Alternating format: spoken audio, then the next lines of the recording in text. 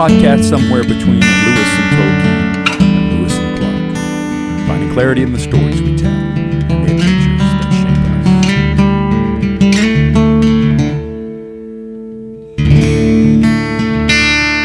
Welcome to the Storied Outdoors. My name is Brad Hill, and I'm joined by my good pal Brian Gill. And man, we are fired up today to pull a chair up to the old digital campfire with a good friend that I've recently met, Léonce B. Crump. That's Léonce. Got to say it with a little New Orleans slang to it there. Got to make it sound good. He's an author. He's an international speaker, co-founder, along with his bride, Brianna, of Renovation Church there in Atlanta, Georgia. He's a chef. He's an outdoorsman and an all-around athlete. Before committing his life to pastoral ministry and civil rights activism, Léonce was a collegiate All-American in wrestling, played college football at Oklahoma University, and went on to play in the NFL.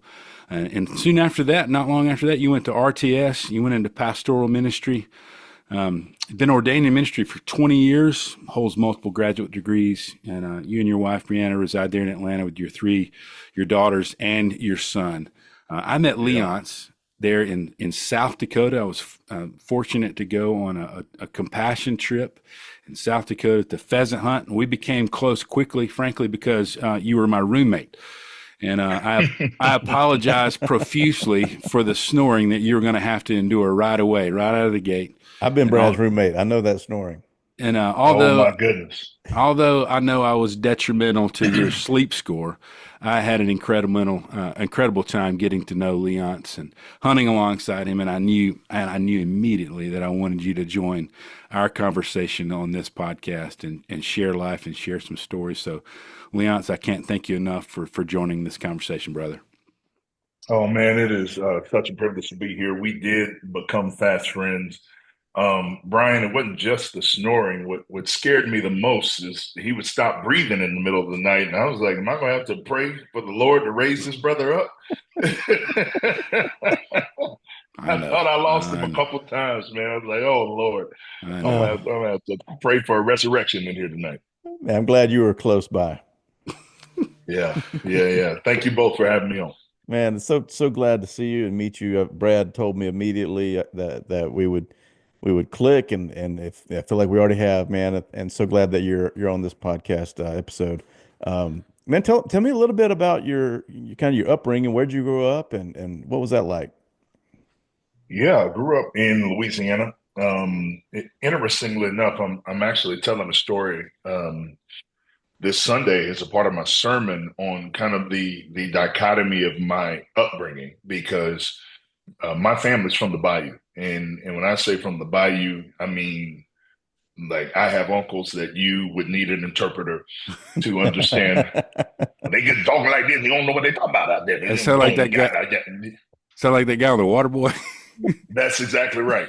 And so, my parents grew up in neighboring small towns. So small, to give you context, they had no McDonald's, still don't. They had no Walmart. They finally built one of those right outside of town.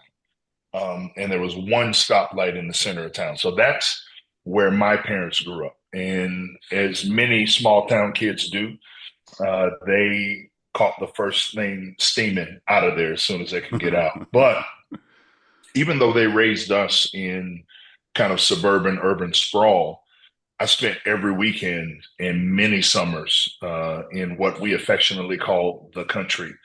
I spent many weekends, almost every weekend and many summers there with my grandfather. And he's the one that taught me how to hunt. He's the one that taught me how to fish. He really gave me a love for the outdoors, and one that my father had, before he entered corporate America and started building a life. And we've actually recently had some conversations about how he misses fishing. So I'm hoping to take him on a big fishing trip here before too long. But that's how I grew up. I grew up playing sports, grew up in a home that was not Christian until my mother became a Christian when I was 10. My father became a Christian when I was about to turn 16. And so my entire view of God, we were part-time Catholics. and my entire view of God was, part-time. Christmas, Easter, Creasters. marriages, and funerals. You Yeah.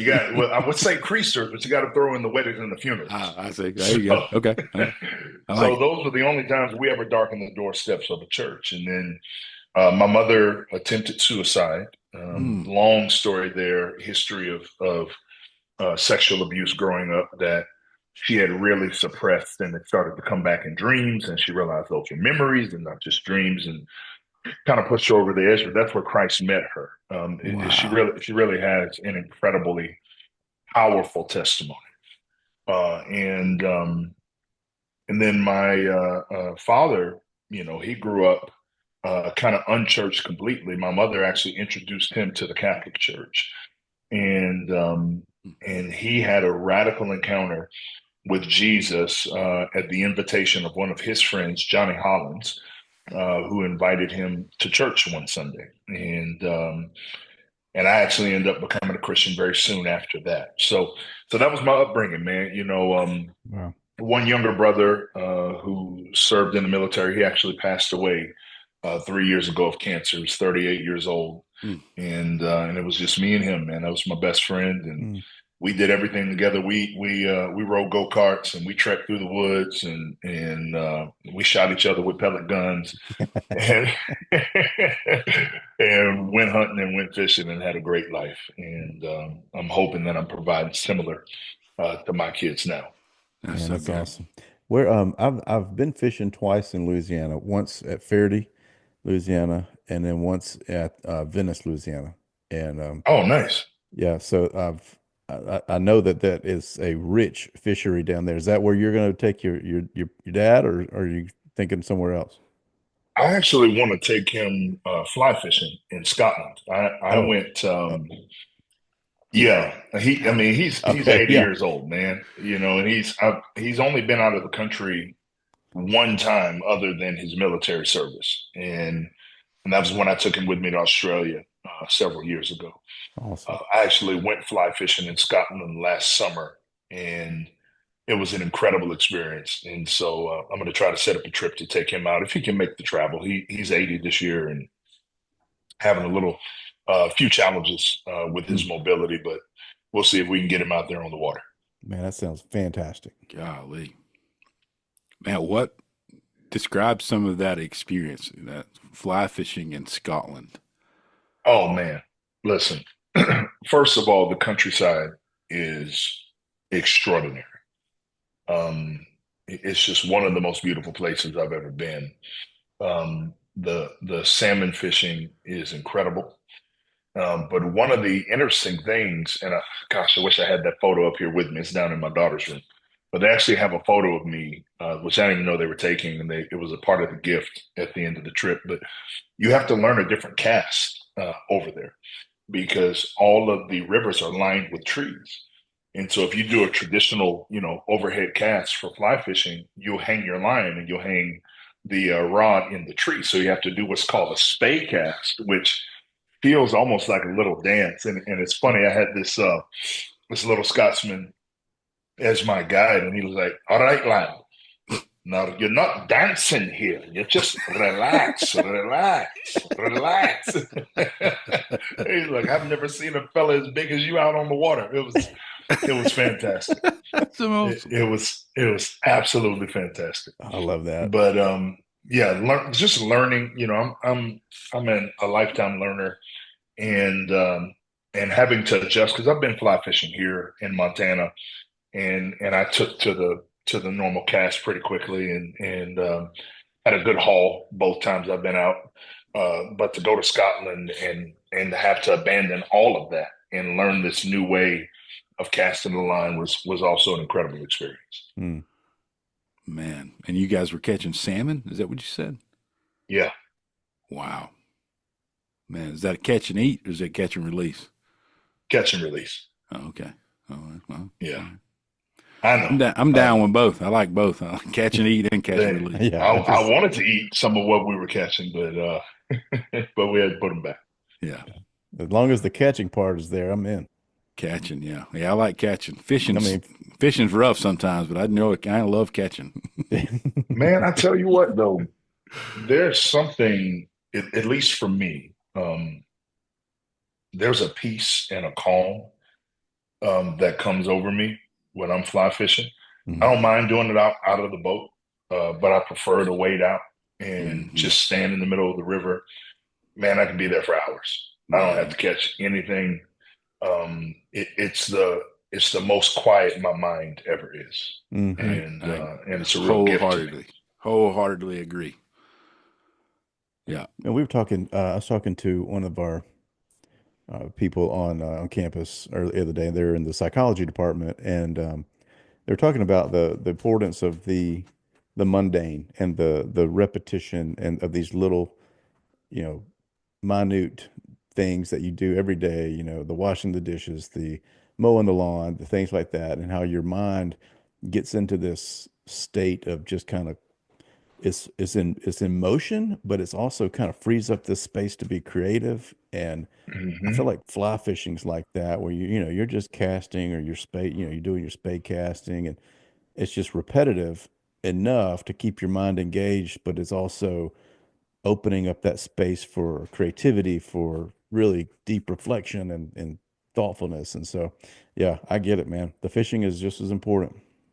Mhm. Yeah, absolutely. And I'll tell you, for my part, every time I've been fly fishing, I've come up with a new series. I wrote half of my last book in my head, standing there in the water. Ideas that I had been grasping for, sitting down in front of my computer, suddenly started flooding in as soon as my mind was able to put itself in that kind of repetitive rhythm. And then all this other stuff that had been sitting in the back of my mind started coming forward. So, Mm. yeah, it's a powerful experience. That's cool. Well, and Love that. what a great place to do something repetitive. That's Scotland, you know. Scotland. Yeah. Yes. Oh man. If you ever get a chance, brothers, One it'll day, be worth the trip. one of these days, man, I'm going to do that. What? So you talked about your childhood some. What's a sort of a specific memory that you could say you point back to where you fell in love with being in creation or outdoors?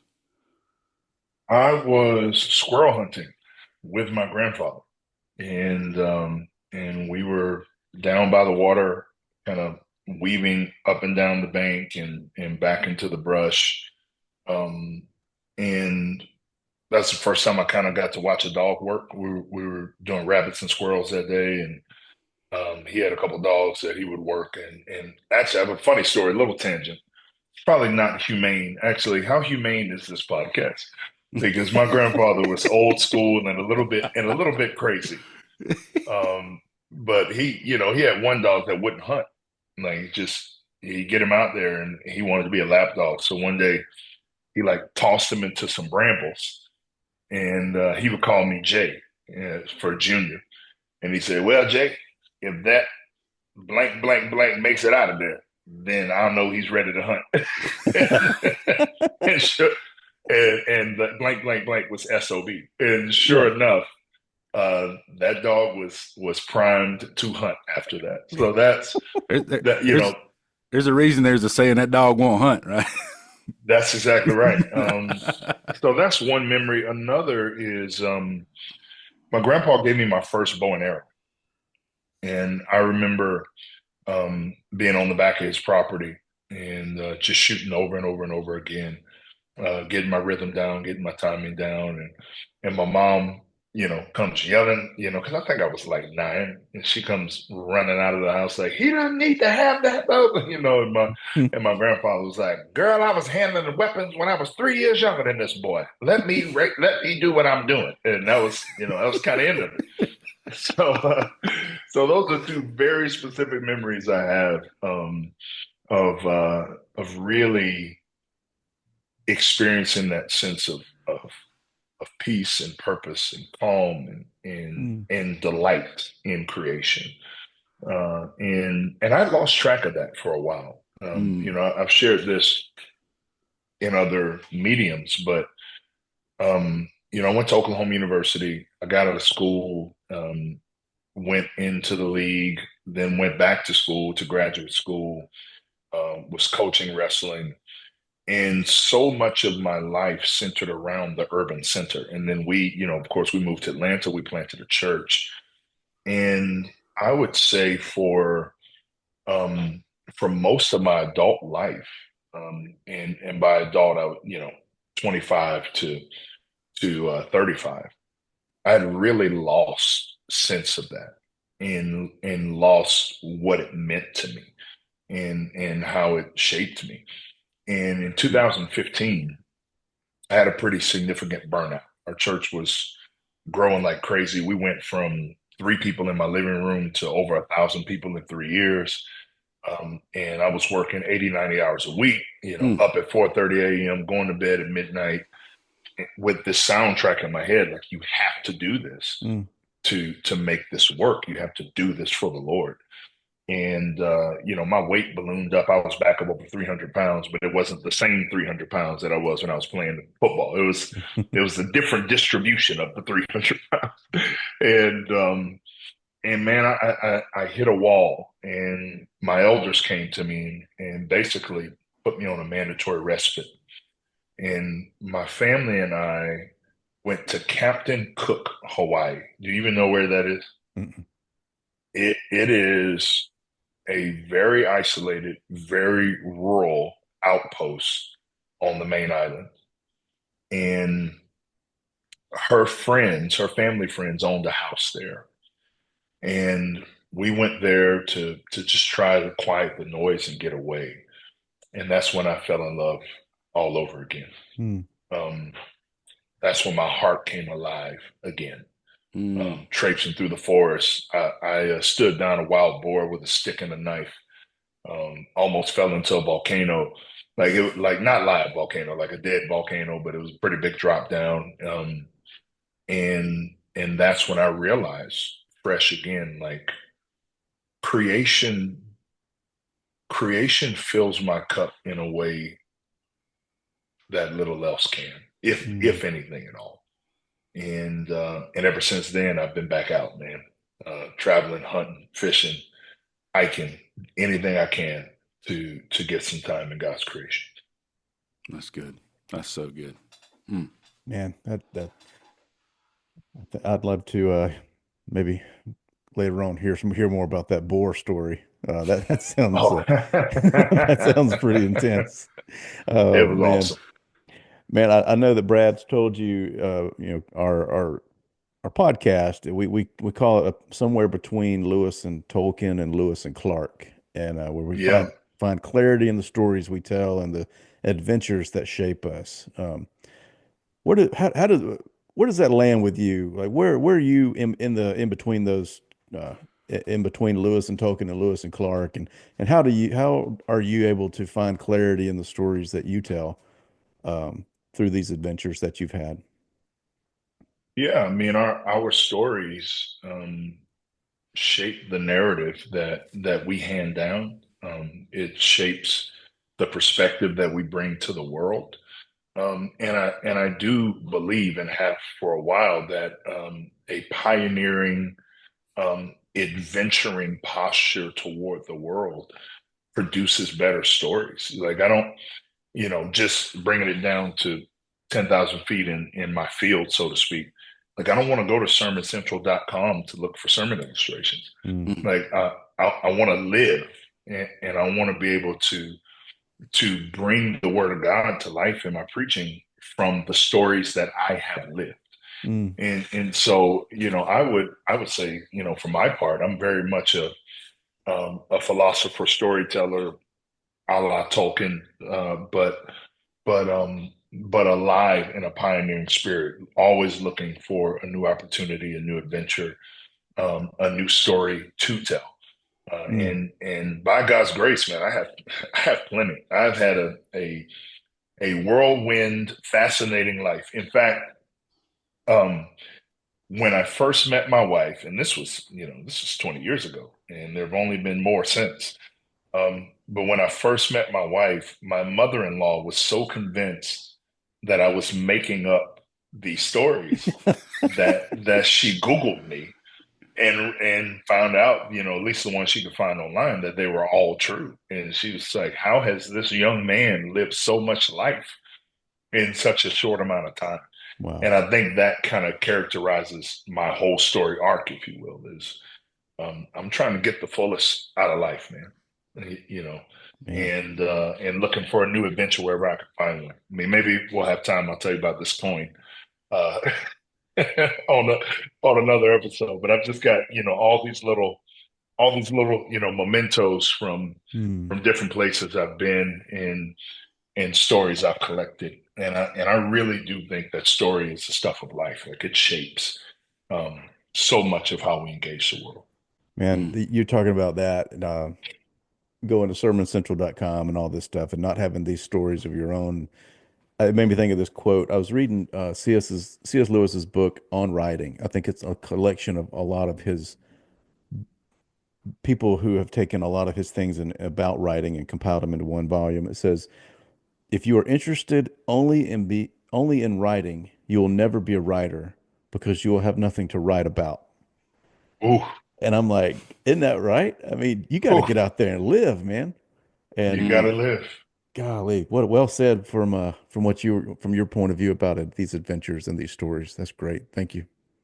Yeah, I would say I'm somewhere between C.S. Lewis and Ernest Hemingway. Hey, I hear you, man. We'll need to talk about that You know, offline. I love that. Oh oh yeah, man, oh yeah. that's fantastic.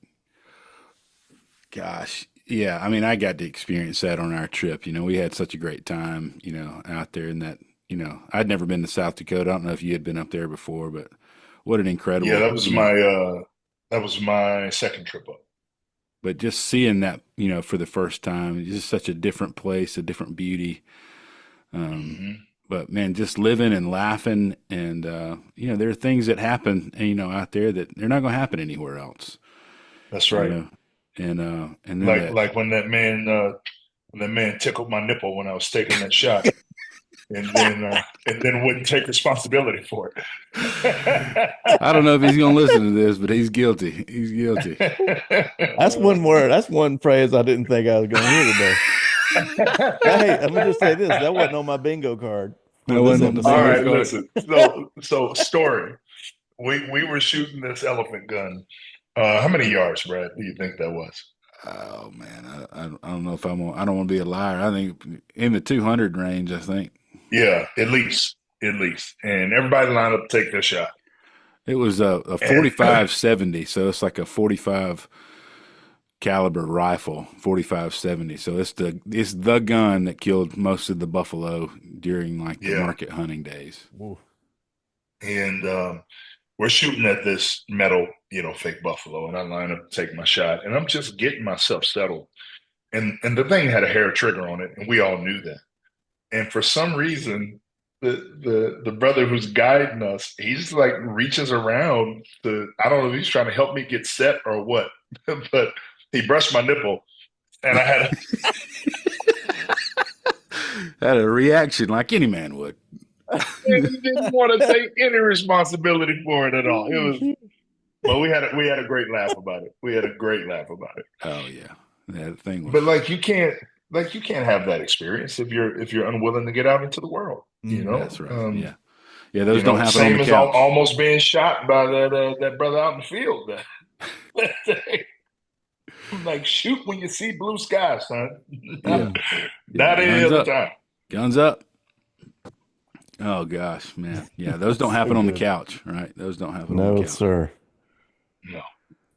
Man, you've been fortunate. You've mentioned a couple of places that you've traveled. Is there a place that really like? I know this is really hard because it's hard for me when people ask me this, but that really made you sort of stop in your tracks and in that moment, agree with the psalmist who said, "The heavens declare the glory of the Lord." Mm. Can I have two? Two, absolutely. The Serengeti All in right, Africa. I mean, we grew up watching Lion King, right? of course. And for me, that was just an image of a cartoon until I was standing there. Mm. The sky was bigger. The stars were brighter. We were sitting. Oh, I have another story. Is this a video or audio podcast? Both? Both. Okay. Do you mind if I leave frame for a second? No, go ahead. It's Go okay. for it, man. I'm out. Yeah. I got to show you something. So, story. So I got this from a Maasai warrior chief because in their culture, a part of being the chief is who can jump the highest. And so we were sitting around a campfire, all doing the jump. And Mm-hmm. when I out jumped the chief, he gave me his spear. And I don't think I could get it back into the U.S. today, but thankfully I could. Thankfully, I could back then. We Wow. broke it into three pieces, and I put it on three different people, and we were able to get it through customs. But that was one. Was standing on the Serengeti. I got to watch I got to watch the animals cross the river. I got to watch the crocodiles like hunt as they were doing this giant crossing, millions and millions. So that again, that scene in Lion King where they're running through the gorge Right. and they like I watched that happen. Mm. We got chased by an elephant. I got to watch a lion hunt. Like it was just one of these things that marked me forever. And then I'd say the second place is Australia. The Gold Coast of Australia is one of the most beautiful places I've ever seen. The beaches are perfect. The rocky crags dot the landscape in a way that is just breathtaking. There's an undisturbedness to it that you don't expect in a modern, industrialized place. So those would be two of my most breathtaking, like I can't believe this is real type of moments. Oh, man, I love that. I love that. Yeah, I feel that way about Africa, and it's just how big it was, and in Kenya, and you just look out over this vast expanse of Serengeti, and it's flat and grassy, and there are trees, and then Mm-hmm. out walks something outrageous like a zebra or Yeah. or a giraffe, just kind of doing their And kind the of sky is like literally touching the horizon, and the yeah, sunsets are pink and orange. I mean, it's a glorious Mm. yeah. Yeah, that gives you pause and go, man, truly the heavens declare, Mm. Um, sometimes I would say, like I've said it before on the podcast, I know the Lord is making all things new, not all new things, right? He's making all thing. things new. Yeah, that's right. But That's right. boy, there's been a few times I'm like, Lord, I really look forward to seeing how you gonna make this new. Like I'm Listen. having a hard time seeing how you gonna make this one new. Well, and it's funny you say that because I've had that thought, and you know what always comes to my mind is the wine Jesus made, Mm. and how they're like I've never tasted anything like this, Mm. and they had all had good wine, but Mhm. but this was something that was so over the top delightful that they couldn't even get all the words out to express it, and that's what I imagine when I think about God making all things new is that even what we find beautiful here is still subject to the fall. Mm. I mean, Romans chapter 8 is subjected to futility by the one who subjected it. And so if it's this beautiful, as far as the curse is found, Mm. oh man. Oh Oh man. boy. I can't even get my mind around the possibilities. Good thing we'll have an eternity to take it all in. Oh man. Mm. Yes. Yes. Man. As a pastor, you're in the outdoors and you're reflecting on God's word in your office, but also like you were saying, as you were fly fishing, as you're in your head, you're writing these books and you're writing these sermon series. Is there a particular experience in the outdoors that made God's word really come alive to you? Mm.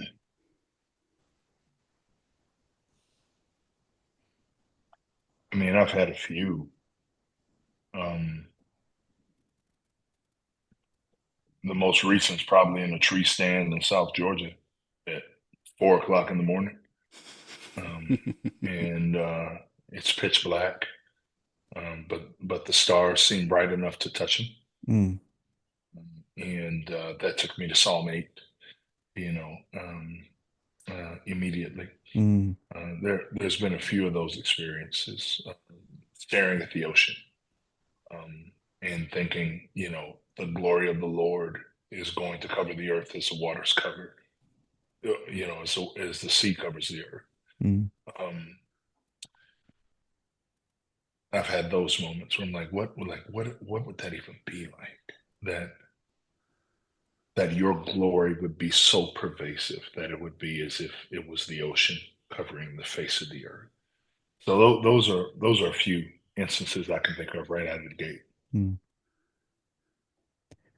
I think people who don't spend as much time in the outdoors, I think they really miss an opportunity to connect with scripture in a way that's just really unique because so much of the scriptures, the Psalms, all of that is so it's so outdoors focused. It's Oh so yeah, creation of the creator and the work of his hands. It's I don't know if you're listening to this and you're probably in the outdoors a lot.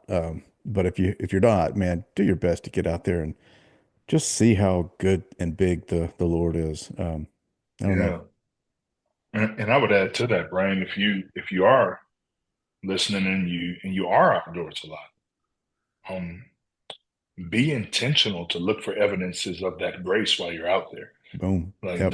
don't let it just be about the hunt or be about the fish or even be about the community you might be forming, but really, really thoughtfully approach those moments and look for evidences of God's grace and where He's speaking and where you can feel connected to the Creator in His creation. I Mm, would say that too. That's been some of it for me is not just going through the technical skills required to knock down Mm, a few birds, but mm, to actually be fully present in my body in that moment, mm, spending time with the Lord, speaking to the Lord, delighting in His evidences of grace right there in real time, and I think it changes the experience immensely. mm. How you talked about how you went for a season without doing that, and then you're reintroduced to that, and I love that story, and I think that's probably there may be some guys that are in the midst of that, sort of desert season where they're immersed in work and they're not doing anything that gets them away from work, that gets them, outside, whatever it may be, to allow themselves to breathe. How are you, as a dad, how are you inviting your kids into that? Yeah, complex question, two-part answer. Um, we were not very good at it with our older two. Um, and I would say for the most part, they aren't really nature girls, at all. My younger two, they only want to be outside, rain, shine, day, night.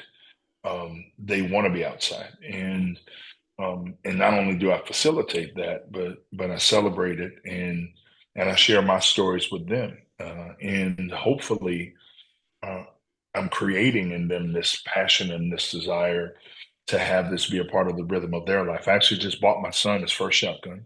Did you? I know you Got were him, talking got about him a. that Oh when we yeah, were up there. You did. All right. I did. Got him a 410, nice little gun, and we're gonna go to the range and get on some clays, and then hopefully in a little while he'll be ready to get on some birds, man. So that's how I'm trying to hand that down. I think, and this is particular to me. I actually wrote a long piece after our trip to South Dakota, just kind of reflecting on that experience and to some degree how countercultural. it can be. I mean, I was the only black dude there Right. on this trip. And there is this subtle narrative that hunting and fishing and outdoors belongs to a certain group of people. And that hasn't been perpetuated by one side or the other. That's just an idea that culture has Hmm. accepted. Sure. And I wrote this long piece, just reflecting on what it was like to be a black man in South Dakota walking through a field hunting birds and how natural it felt and how connected it felt to generations of hunters. Like hunting doesn't belong to an ethnic group or to a people group. Right. Nature doesn't belong to an ethnic group or people group. But I think the constructs that we exist in have forced us into a place where we have kind of accepted that as an idea. And I can give you 1,000 anecdotes and I can give you some data points as well. But I've invited several of my friends, Latino and African American, on these trips, and they're like, "Well, I don't do that." Well, how do you know you don't do that until you try? And how do you know what might not come in alive in you if given the opportunity? And so that's another thing that I feel particularly motivated in handing to my children is this belongs to you as much as it belongs to anyone else. Mm. And your ethnic designation doesn't determine your relationship to nature or to adventure or to outdoors, outdoor living or to hunting. Like that's not a variable. And that's one of the things I'm trying to be very intentional about, I love particularly that. with my son. Yeah. Yeah, I'm going to send you what I wrote. I got to get I got to get it typed up. I hand wrote it. You won't be able to read my chicken scratch, but I'll send it to you once I get it typed, and I Oh think you'll man. enjoy it. I'd love to. I'd love to read that, man. That was. Yeah, I think it is odd. I mean, but it's true. You're right. You're absolutely right. That there is this construct that we have that the typical what's the word sort of the typical stereotype of hunters is a certain kind of a white guy in a group of Yeah, hunters. so it's a white guy with a beard, and Yeah, you it's know, me. It's yeah, me. I mean, yeah, and that's who it belongs to. And that is kind of the sense of things, and any outdoors. I mean, I was on every trip I've been on, and this is just something interesting for you guys to think through as your audience continues to grow and as you think about how to invite more people into the space. Every trip I've been on in the last 10 years, I've been either the only or one of two um, people of color on that trip. right. And both of us were surprised to see the other, in the, in the beginning. And so I'm hoping, man, I'm hoping in some small way I can contribute to changing the balance of that construct. Well, as Brad and I, two bearded white guys who do go on one of these trips, how can we help in that? How can we bring people to the table? How can we be agents of community for people who may not look like us? Yeah, I mean, you're doing it right now, with having me on this podcast, and Mm, I'm going to share this to my network. I think everything happens at the speed of relationship. I mm, really do. And so, as much as you all are able to invite people who don't look like you into your relational circles, um, then that'll be how quickly we can together pull apart this construct. mm. And so, like when this comes out, I'm going to share it with all my friends. I'm going to share it in all my networks, and I'm going to invite them again on this duck hunt that I got coming up. Let's go. And I'm just going to continue to chip away at it. And Brian, I wouldn't think you could do much more than that. I wouldn't expect much more than that. Is just literally making room at the table and allowing things to percolate at the pace that relationships grow. Mm. Yeah. I love Yes. that. Me too, man. It's so much more fun that way. It is. It Um, is. man. But you're right. And You're it's right. not It is. forced and it's not weird. Yeah. No, Right.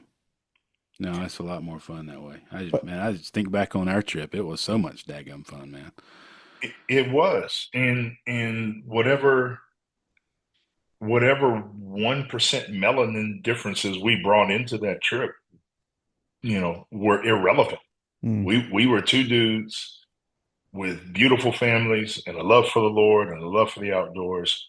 And I find, my church is incredibly multi-ethnic. We're about 30 different ethnicities. And one of the things I push hard all the time is we are more alike than we are different. Yes. We're just too lazy to find out that, that's that oh man, how similar we are. yeah. Yeah. Just too lazy to find out. But we are generally more alike than we are different. And me and Brad hit it off right away because we shared so many things in common. Yeah. Even growing up in two different parts of the world, and nobody had to force that relationship to form. It just blossomed because we had space and time. Yeah. And I think that's so much of what's missing in our world today. Amen. Yeah, well said. Well, we're going to do our best to help tell more stories and help bring more people to the table. That's one of the joys we're having of sharing these conversations is that very thing, is like trying to have a wider conversation about our experiences, and then how we grow from them, how we're changed by them. And Yeah. you've beautifully articulated the very thing that's at our heart. In those experiences, that's really what's at the heart of this conversation for sure. You think of, you said, that the outdoor experiences is not just for one race, for one demographic. The Bible says the earth is the Lord's.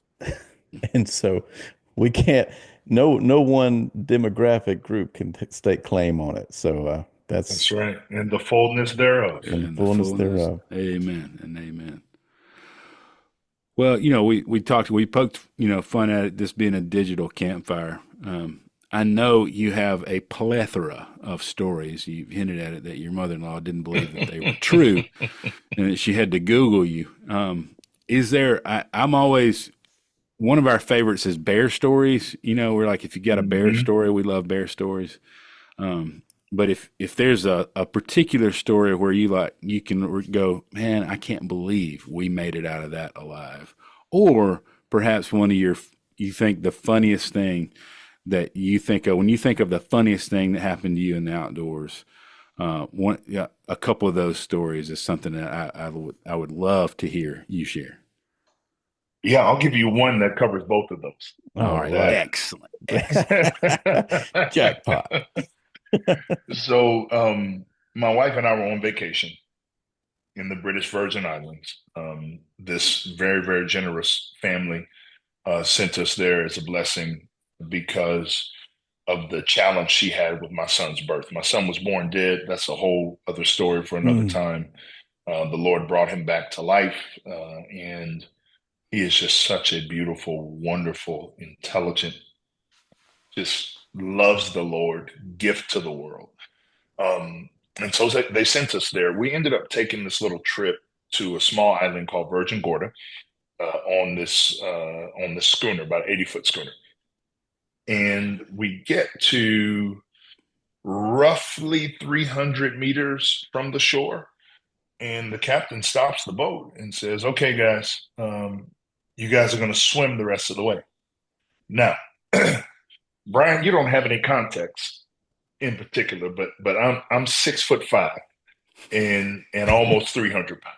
okay. And I can swim all right. Like I'm decent. I took swimming lessons. I was a lifeguard for a little while, but swimming in open water is a different animal, Mm, right? And then swimming that kind of distance is a different animal.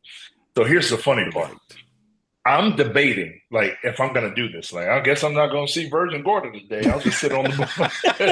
it looks nice from here. And it did. It looked beautiful. Morgan Freeman's house is right there on the coast. Like, hey, I'm gonna watch it. It'll be great. Well, before I could even finish making up my mind, my little wife walks up the steps up to the bow of the boat and dives off into the water. And she starts swimming for the island. And so now I'm in a moment of indecision. Like, Yeah. okay, Brianna's gone.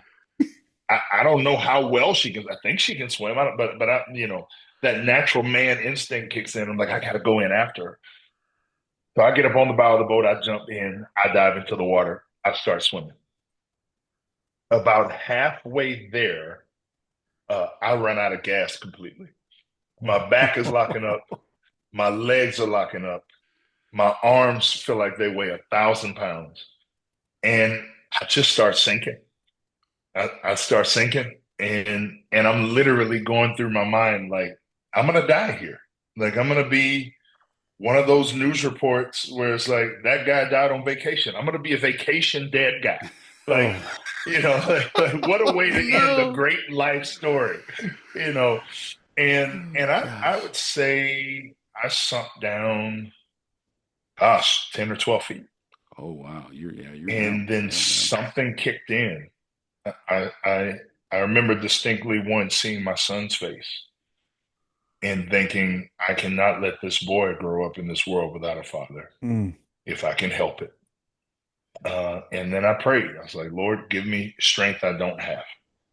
And I started pulling myself back up to the surface. And it was like a dramatic movie. Like, I popped out and, took this big, deep breath.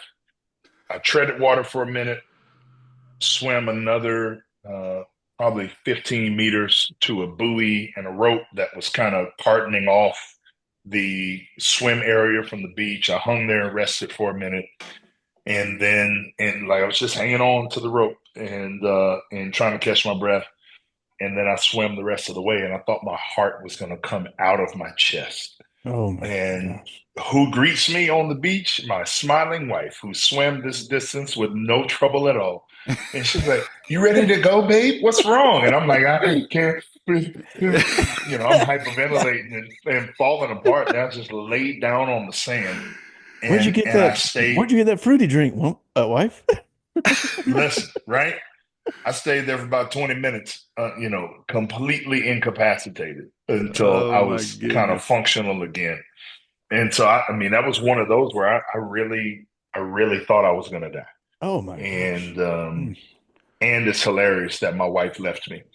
And so I still tease her, like, I know this was about the insurance money, but I survived. Okay. You can't take me out. I'm not going down harder that to easy. kill than that. I ain't going down that easy. Ain't going down like that. Sink or swim, honey. Literally. And it was, and she said afterwards, she was like, that was a long swim. And I'm like, you think it was long for you? Golly. Oh my gosh. So yeah. That's my almost dead in nature. That's one of a few almost dead in nature stories. That's a good one. Hey, Léonce, what's your next adventure? My next adventure hopefully is a duck hunt somewhere up in North Georgia. Still working out the details now, but I'm excited about that.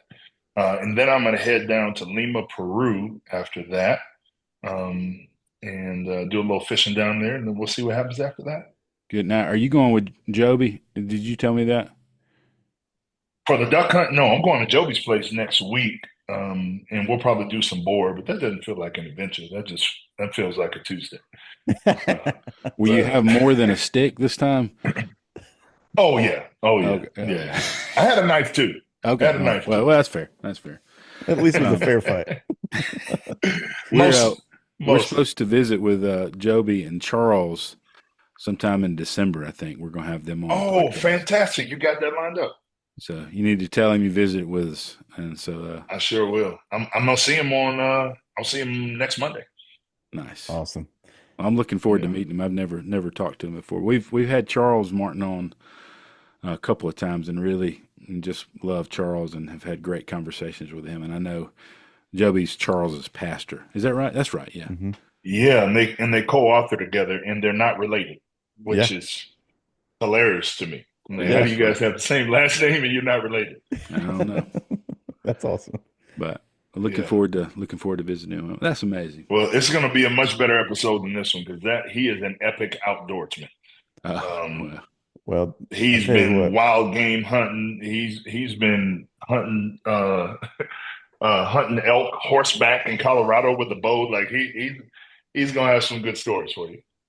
Well, I mean, I think for me, your reflections on your experience and what brought you back that's what made it good for me is hearing that, that long time drought, Yeah. and losing that and then regaining that.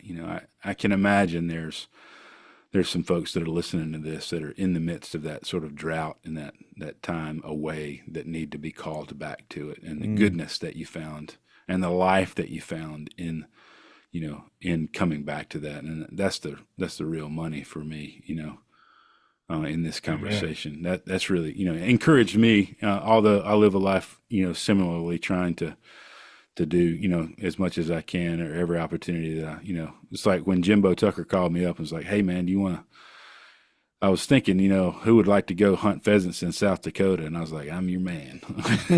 That's right. This guy. Yes, I would love to go. And jumping on that, because man, I know we had such a good time quoting Tombstone. It makes me think about Oh my gosh. the end of Tombstone, when old Wyatt's complaining about, I just want to live a normal life. And old Doc tells him there is no normal life. There is just life. Go out there and live. That's right. And so, man, we're trying to live.